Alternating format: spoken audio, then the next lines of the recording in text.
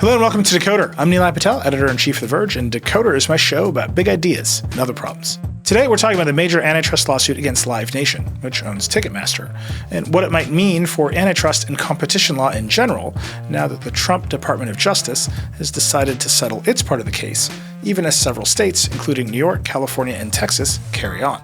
To break it all down, I'm joined by Verge senior policy reporter Lauren Feiner. Lauren's our resident court expert, by which I mean she's been in the courtroom chronicling this trial from the beginning. If you're a longtime Decoder listener, you might recall an episode we did on Ticketmaster back in 2023, in the wake of the Taylor Swift Eras Tour fiasco. That's when Ticketmaster's website crashed during the first major rush for Eras Tour tickets. It was such a scandal, and Swifties are so politically powerful, that Live Nation was dragged in front of Congress after a widespread backlash spilled over into the mainstream. In 2024, the Biden Department of Justice followed up on that scandal by launching an antitrust lawsuit against Live Nation, seeking to break it up, to split Ticketmaster off from Live Nation to try and combat predatory practices and increasing ticket fees. This case has always seemed like a slam dunk, regardless of partisan affiliation. Nobody likes Ticketmaster, and breaking up Live Nation would score political points for whoever finally pulled the trigger. It was also supposed to be a sign of strong bipartisan antitrust support. So even though the Trump DOJ featured all new antitrust leaders, there was good reason to believe that those new folks, in particular Trump antitrust chief Gail Slater, would keep up the pressure, especially against tech companies. You might remember that J.D. Vance used to go around calling for the breakup of Google and saying that he was a fan of Biden FTC chief Lina Khan. But nothing about the second Trump administration is predictable or stable. In early February, following the reports of some major tensions at the DOJ, Gail Slater was pushed out. And then just 1 week into the Live Nation trial, the DOJ settled its portion of the case, shocking many in the industry and extracting only what many see as pretty weak concessions. Trump himself reportedly intervened in the case directly to demand that speedy settlement, which of course stirred up accusations of outright corruption. But the lawsuit isn't over yet. Because the case against Live Nation included dozens of states, a bunch of attorneys general have refused to give up the fight. So Live Nation remains in court, fighting off accusations that it operates an illegal monopoly in the ticket business, which is illegally tied to its promotions business, which is illegally tied to its venue business. But the DOJ settlement raises all sorts of complicated questions about where antitrust policy stands in the United States overall, especially with regard to ongoing cases against big tech companies like Apple and Amazon. Lauren has been tracking all these cases and all these developments in detail, the trial, the settlement, and now the states continuing the fight. So let's get into it. Before we start, a quick reminder that you can listen to this episode or any episode of Decoder completely ad-free by subscribing to The Verge. Just go to theverge.com/subscribe. Okay, Verge senior policy reporter Lauren Feiner on the Live Nation antitrust lawsuit. Here we go.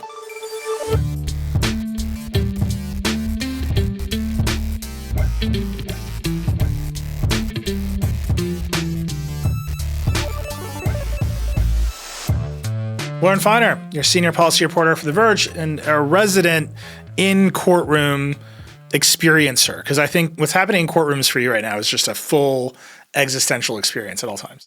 Welcome to Decoder. Thank you. Spent a lot of time in courtrooms lately. All over the country, there are other cases we can talk about at a later time. The one I want to talk about with you today is the Live Nation case. The United States government is suing Live Nation, which most people know of as Ticketmaster, for antitrust claims. This seemed like a winner. Like, no one is happy with Ticketmaster. This case sort of dates back to Taylor Swift and the Eras Tour. Like, it was very hard to buy an Eras Tour ticket. The sites crashed. Everyone said, well, Ticketmaster is a monopoly, and we stumbled our way into an antitrust case. At a very high level, what is the Department of Justice alleging against Live Nation / Ticketmaster? In this case, basically, there's two main things we're talking about that the government initially went after Live Nation Ticketmaster for. One thing is that they're saying this company used the fact that it owns both the promotions business, where artists go to have their tours marketed and sold around the country, and their ticketing business, Ticketmaster. It used the fact that it had both of those to kind of leverage its power with venues across the country. And the second part of this is focused specifically on amphitheaters. Live Nation owns many amphitheaters around the country, or it operates them. And because it controls all of those amphitheaters, it's really hard to book an amphitheater tour without going through Live Nation. Those things are ways that Live Nation Ticketmaster essentially is able to have this huge amount of power over the concert industry as we know it today, according to the complaint. So if you're an artist, you have to sign up with Live Nation in order to get access to the venues that it owns.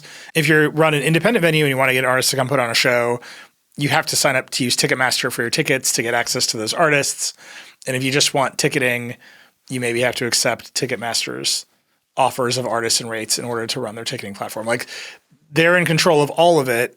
What has been the argument that that's illegal? Just that it's driving up prices, that it's a bad experience when you're trying to buy a Taylor Swift ticket? What has been the main "this is bad" argument that the government has presented?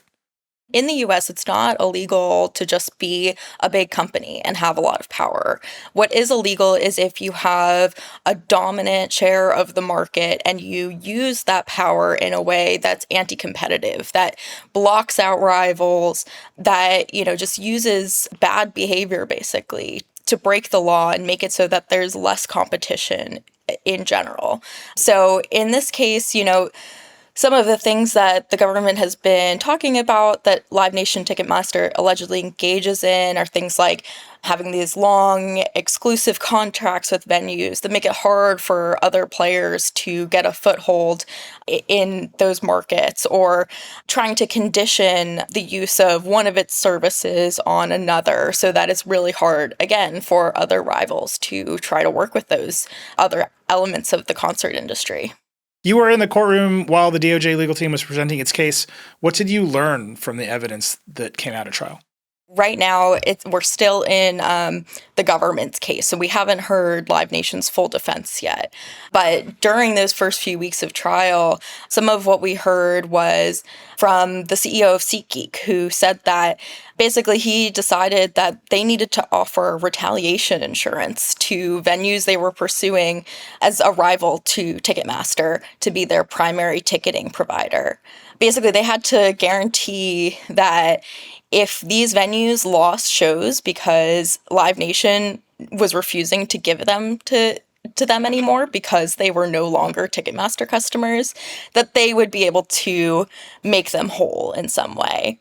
We kind of heard a lot about how there were these implicit or maybe not so implicit threats, depending on how you perceive them, that the company allegedly said to rivals or to venues that it was trying to keep under its control, that it was a way that it maintained its power over this whole ecosystem.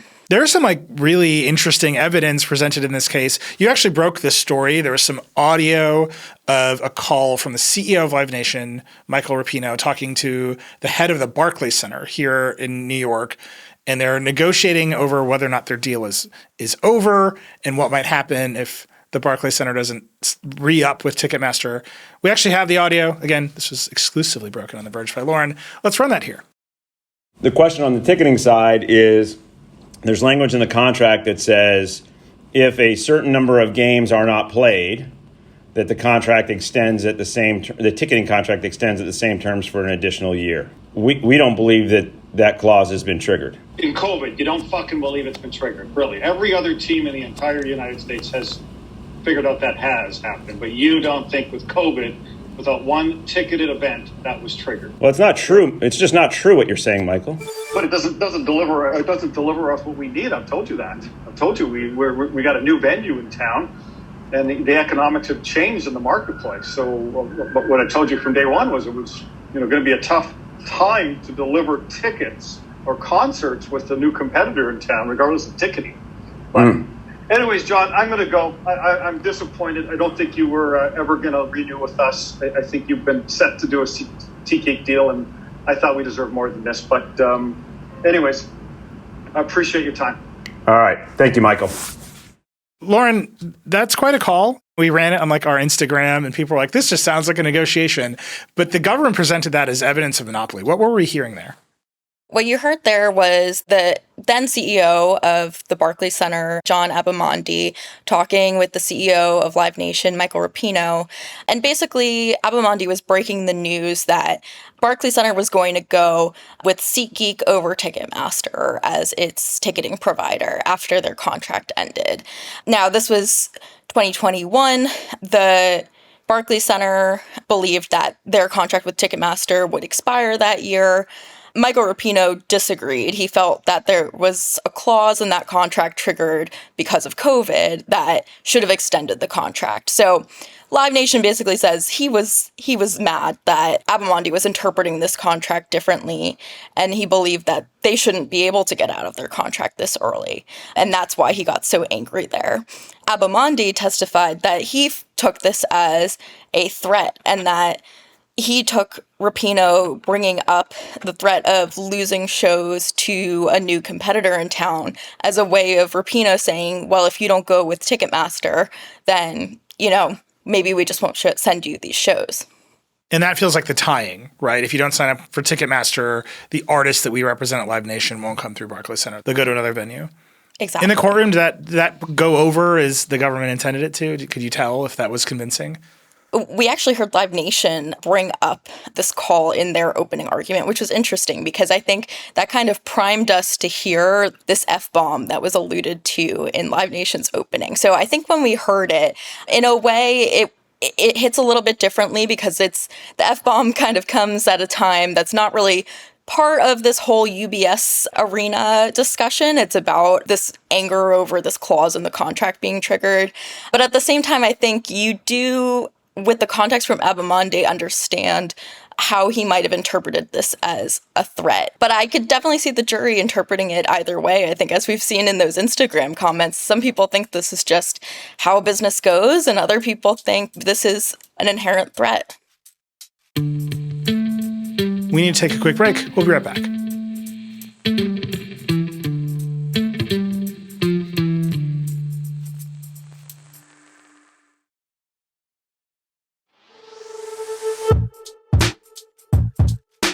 We're back with Verge senior policy reporter Lauren Feiner.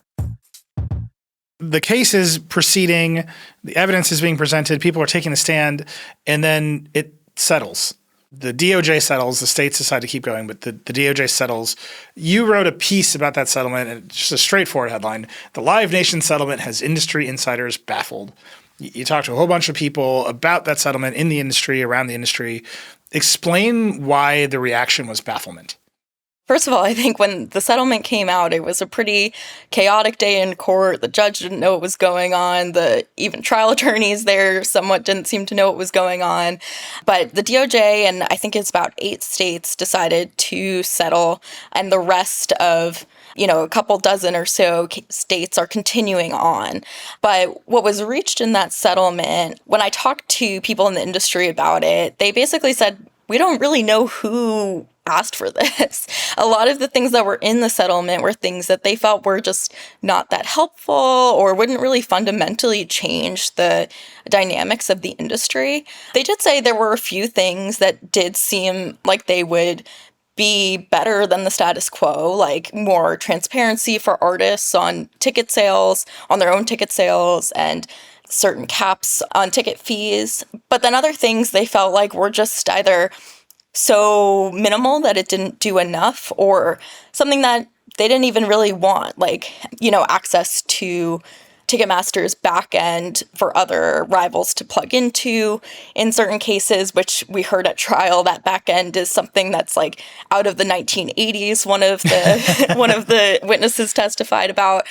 And the other thing was that they have to divest a certain number of exclusive booking contracts for amphitheaters. They're not actually divesting any amphitheaters. They're just saying that other promoters can book into them, essentially. There's a lot of reporting that Donald Trump personally was involved in this settlement. That Ari Emanuel, who used to be a board member at Live Nation, called Trump and personally asked him to intervene. There's reporting from the Wall Street Journal that says Trump was just walking around saying, why isn't this settled yet? How much Donald Trump is in this settlement? If you go based off of the Wall Street Journal reporting, it sounds like Trump was ushering this along. And, we got the settlement about a week or so into trial. It sounded like there was a meeting at the White House based on the Wall Street Journal report where some of this came together. So it sounds like there was a significant amount of involvement based on that report. It's pretty unusual to see a president involved in something like this at that level. Typically, antitrust cases are resolved, whether they're brought to trial or settled, based on the antitrust laws. And that's something that's done at the staff level and then at the political appointee level within the DOJ. Now, of course, that's not something that we've heard from the DOJ or Live Nation. I think the DOJ would say this is something we came to based off of our understanding of antitrust law and the best deal that we thought we could get. That's going to be the big question, especially as we see the judge review the settlement as part of the Tunney Act review, where he has to basically determine, is this in the public interest? Until the DOJ settled, this case felt like a win no matter what your politics were. No one likes Ticketmaster. I feel like specifically after the Eras Tour disaster and artists starting to complain pretty widely about Ticketmaster and some venues starting to complain, the idea that antitrust enforcement was bipartisan was on the rise, right? There were some conservatives who were really excited about antitrust enforcement. You have Andrew Ferguson, who's the head of the Federal Trade Commission, who makes antitrust noises all the time. He replaced Lena Khan. J.D. Vance was at events that you've covered for us, where he said he actually liked Lena Khan. She was the only member of the Biden administration that he liked and thought was doing a good job because she was trying to preserve competition. What has changed? Because it feels like not going after the one that everyone hates is a big change. Yeah, it does feel like a big change. I think the tides of how antitrust enforcement works in the U.S. have changed with this administration. I think they have still talked a lot about wanting to go after big tech and go after big corporate power, but they're much more conciliatory in certain ways in terms of their tone, in terms of their willingness to pursue settlements. I think we heard a lot from Lena Khan and Jonathan Cantor under the Biden administration that they weren't so into settling cases. They weren't really interested in that. They were interested in pushing the boundaries of how antitrust law is interpreted, and you do that through bringing cases. And that doesn't really seem to be the MO of this administration. And then we kind of have a lot of other stuff going on behind the scenes where, right before this case kicked off, we saw the head of the DOJ antitrust division at the time, Gail Slater, leaving that post. And it was kind of unusual how it happened. She posted on her personal X account that she was no longer there.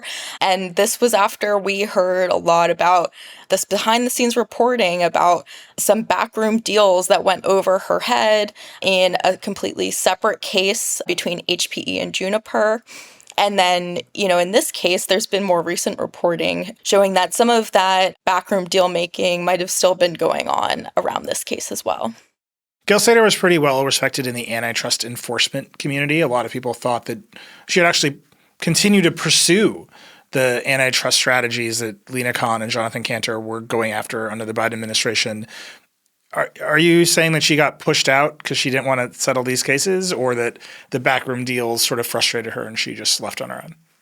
Yeah, I think based on the reporting that's out there, it seems like there were a lot of disagreements between how Gail Slater wanted to run the antitrust division and how higher ups at the DOJ were willing to engage with lobbyists and corporate entities. And, after this whole separate settlement in the HPE Juniper case happened, we saw two of her top deputies fired, and one of them has since come out and basically said there was a scandal here and that there was this backroom deal making happening. And, that seems to be something that's raised a lot of suspicions around this case as well and her exiting from the agency. And I should say, of course, the DOJ says that, those deputies were fired because of insubordination and that they put out a pretty nice statement about Slater after she left. And they say that basically this settlement they reached with Live Nation is something that's in the public interest. So that's how they're positioning this deal and what's gone on here. But I think there's just a lot of flags raised based on what's been happening at the agency these past few months. Who knows what actually happened here, but it does seem like Live Nation was able to lobby their way into a settlement in a way that usually doesn't happen or should happen.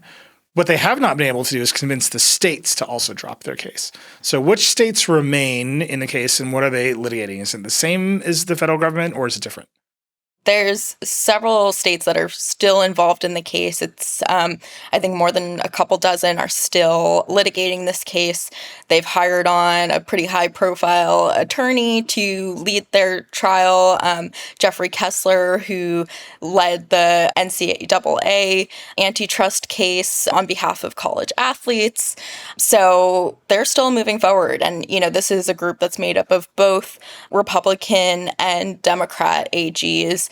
New York, California, Tennessee, Texas are some of the ones that are still on this case. There's been, a handful of states that did decide to settle, but a lot of these states still see reason to push forward with a trial and try to achieve more than the DOJ did.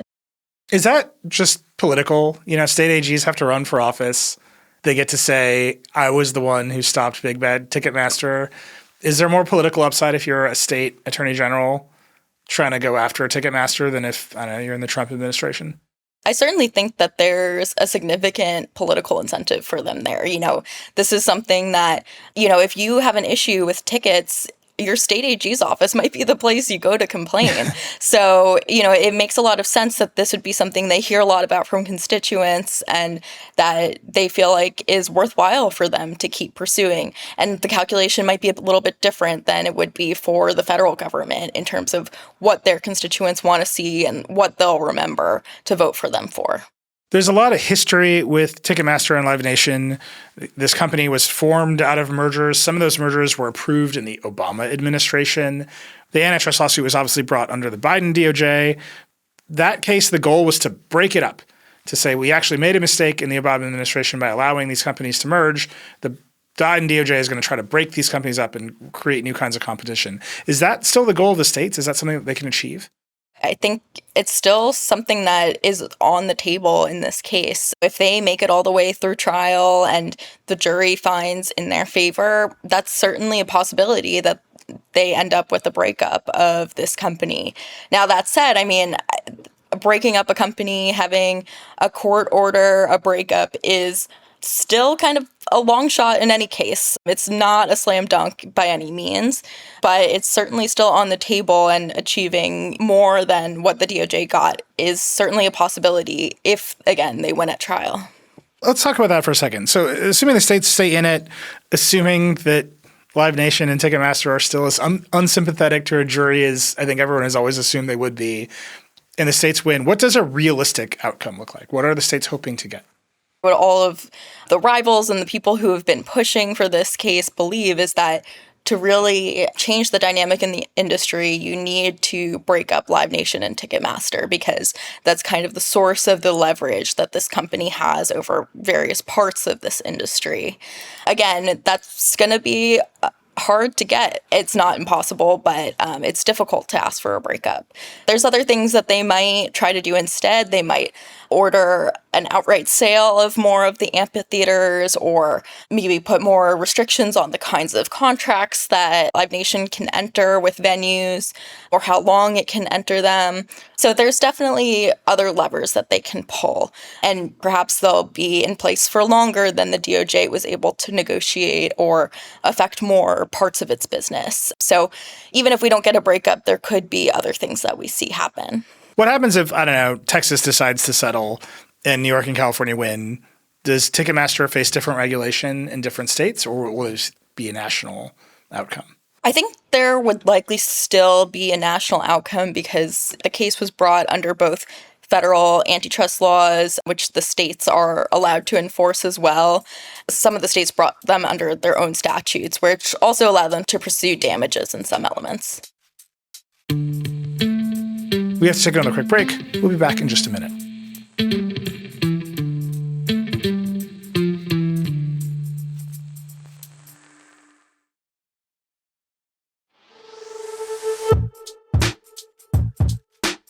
We're back with Verge senior policy reporter Lauren Feiner. We just discussed how the states are continuing their case against Live Nation, with the hopes of achieving a breakup of Live Nation and Ticketmaster.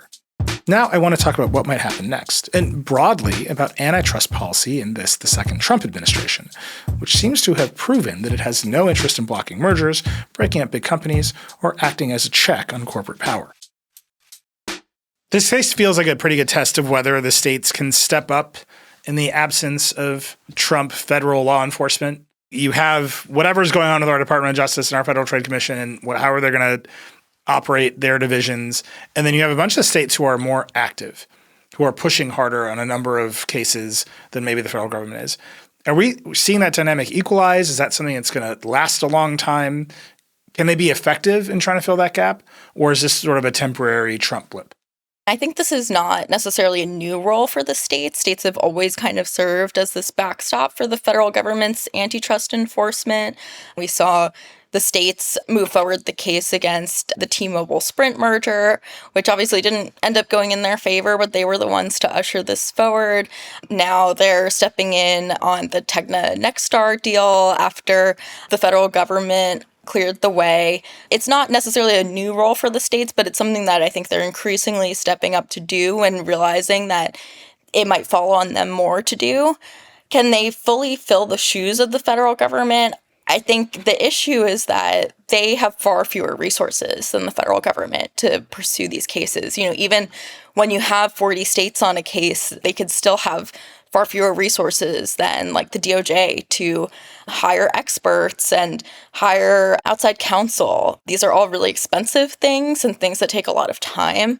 And when we saw the DOJ drop out of the Live Nation case, that was kind of a big question for the states was, would they be able to hire outside trial counsel in time? Would they even be able to retain the DOJ's economic expert, which can often be a lot of money? So I think it's really tough for the states to fully fill those shoes, but we're certainly seeing a lot of them step up here, and there's a lot of political incentive for them to do so. Yeah, I feel like the political incentive to go after Ticketmaster is high, but there are other big antitrust cases that are sort of looming, brought by the Biden DOJ, and I don't know what's going to happen to them. The one that is particularly in my mind is there's an antitrust case against Apple in the App Store. Apple is not a big bad like Ticketmaster. Like maybe some app developers think that, and I know Meta thinks that, but I don't know that the average consumer in the average state thinks that.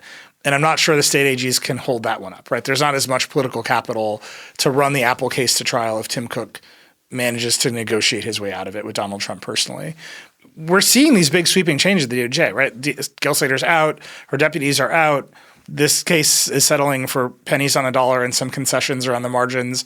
What do you think happens to cases that are pending like the Apple case? That case and the Amazon case is another federal case that's on the horizon. Those are still kind of a ways away from trial, so it's a little hard to predict like what sort of world we'll even be living in by the time those get to trial.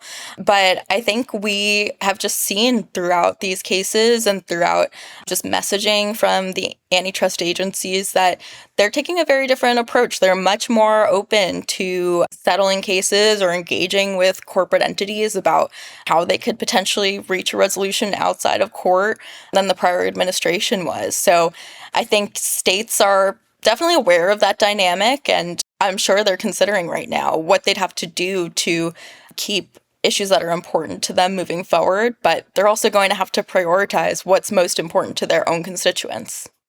That presence of corruption in particularly the second round of the Trump administration really colors everything. Is that having more of an effect across the board on antitrust, do you think? Or is it just the sense that you can negotiate with this guy directly and maybe you'll have to put some money in the ballroom fund and that's fine? I think in this administration, it feels like there's definitely a sense that, there's more of an opportunity to get deals done. And some of that is out in the open. Like the antitrust officials will say, like, we want to talk with businesses about how we can resolve our issues. And that's not necessarily inherently a bad thing. If you reach a resolution that resolves the antitrust issues outside of court, that's not inherently bad. It is a very different approach than Lena Khan and Jonathan Cantor took, where they would engage with business, but there was this more hostile relationship, I think, between the two. And I think you're seeing businesses respond to that. Businesses are trying to push through mergers that I don't think they would have tried under the Biden administration, or they would have had a much harder time. Even if they'd eventually potentially win in court, it would have faced a lot more resistance. So I think businesses are well aware of this dynamic, and they're acting accordingly. What would you make of the status of the conservative antitrust movement that we talked about at the start, right? Where you did have a J.D. Vance at Y Combinator events saying Lena Khan had done a good job, that Andreessen Horowitz was saying we have the little tech agenda and big tech is stifling innovation. All of that seems to have just gone away. Is it gone forever, or is it going to make a comeback as pendulums swing back and forth? Yeah, I mean, I think it's definitely, we're not in that same place where there's this like really, strong alignment, if not true allyship on this issue between certain factions of each of these parties. It feels like things are much further apart than they were within this like more progressive or populist antitrust movement that seems to be a little bit on the back burner right now. I think that said, there's still, there's real concern and even animosity from a certain set of conservatives over big tech. And I don't think that's fully gone away. I think there's still concerns about their power. So it's possible we see that emerge in certain cases when it feels like the political dynamics can align enough for that to move forward. And it's possible we see a return to that kind of alignment in the future. But I think, what happened under the Biden administration with Lena Khan and Jonathan Cantor both in power at kind of like the peak of this populist movement is really something that I think was quite unique. And it's a big question whether we'll get back to that peak again. I'm very curious to see what happens in that broader scheme of antitrust. Back to this case, though, what happens next? What are you looking for? When do you have to go back to a courtroom? Well, I think you tell me, but I think right now the Live Nation the states are finishing up their part of the case. I think that could happen this week, and then we move into Live Nation's case in chief, where they'll defend themselves. They'll bring up their own witnesses to say why, basically the way they do business is fair, and that they treat their rivals like anyone would, and that what they do for the concert industry is to the benefit of competition. So that's what we'll hear in the next few weeks. Then we'll hear closing statements from both sides, and then we see the jury deliberate. And then it'll be on the jury to decide, was Live Nation liable for this anti-competitive behavior that the states are saying they engaged in? We're going to find out. I suspect the state AGs are going to stay hot on the case of Ticketmaster because it's just such a public opinion winner for them. But I have no idea what happens in broader antitrust. Lauren, I think that means you're going to have to come back on Decoder very soon. Thank you so much for being on. Thanks for having me. I'd like to thank Lauren for taking the time to join Decoder, and thank you for listening. I hope you enjoyed it. If you'd like to let us know what you thought about this episode or really anything else at all, drop us a line. You can email us at decoder@theverge.com. We really do read all your emails. Or you can hit me up directly on Threads or Blue Sky. We're also on YouTube. You can watch full episodes at DecoderPod. That's the same handle we have on TikTok and Instagram at DecoderPod. They're a lot of fun. If you like Decoder, please share it with your friends and subscribe wherever you get your podcasts. Decoder is a production of The Verge and part of the Vox Media Podcast Network. The show is produced by Kate Cox and Nick Stat. It's edited by Ursa Wright. Our editorial director is Kevin McShane. The Decoder music is by Breakmaster Cylinder. We'll see you next time.